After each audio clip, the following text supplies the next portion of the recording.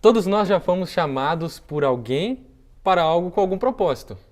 É inevitável que a sociedade imponha sobre os ombros de cada um de nós encargos, expectativas e responsabilidades. Mas você já foi chamado por Deus para alguma missão divina? Leia comigo o que diz em Isaías 6:8. A quem enviarei e quem há de ir por nós? Eu respondi: eis-me aqui, envia-me a mim. No estudo de hoje, veremos que Deus, no século XIX, chamou uma jovem para o ministério profético.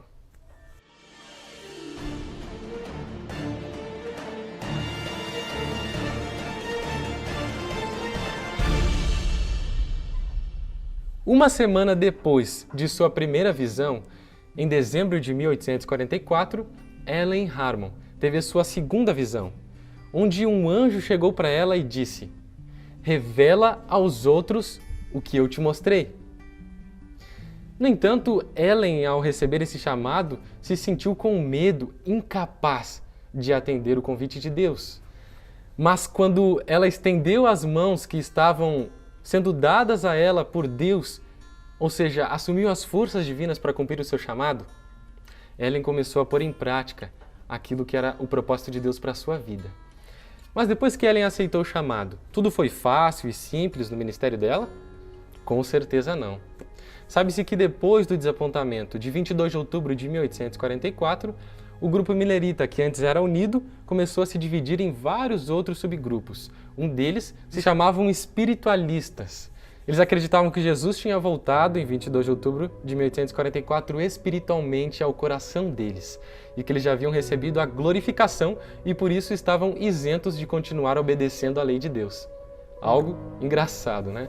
E essa foi a primeira tarefa que Ellen recebeu como profetisa, de ir repreender esses grupos que pregavam heresias. Uma curiosidade interessante é que nessas reuniões que eles faziam, era envolvido muito fanatismo religioso, chamado de carismatismo, algo que infelizmente perdura até os dias de hoje na adoração cristã em muitas igrejas. Mas, na verdade, quais eram as funções das visões de Ellen Harmon? Vamos pegar o exemplo do santuário. Dois homens, Hiram Edson e Owen Crozier.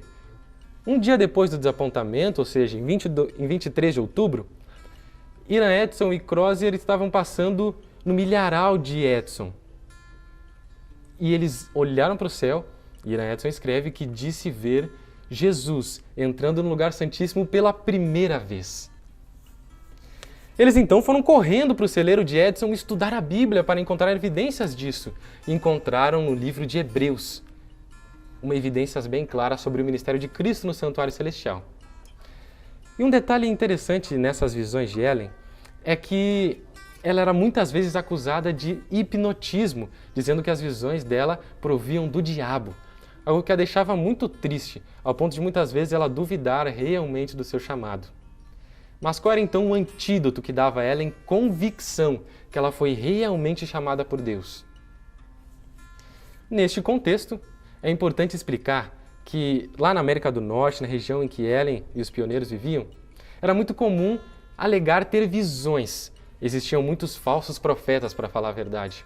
Muitos deles tinham sinais externos, sinais sobrenaturais, que aos que viam dava convicção de que realmente era algo de Deus. Então é claro que Ellen, recebendo o chamado divino, ela também deveria ter sinais externos sobrenaturais que evidenciassem o seu chamado. Aí que entra a importância de Tiago White, que na época era o seu acompanhante nas viagens, e a partir de 30 de agosto de 1846 passou a ser o seu esposo. Tiago listou 4 características, dentre várias, que acontecia durante as visões de Ellen White. Coisas sobrenaturais. A primeira é que a consciência dela não ficava na Terra.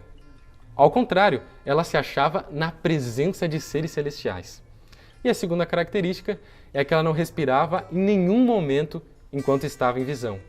E a terceira é que os seus músculos ficavam rígidos, ao ponto de nenhuma outra pessoa conseguir mexê-los durante a visão. E a quarta e última é que depois que ela saía da visão, tudo ficava escuro. Ela não conseguia enxergar nada durante algum tempo.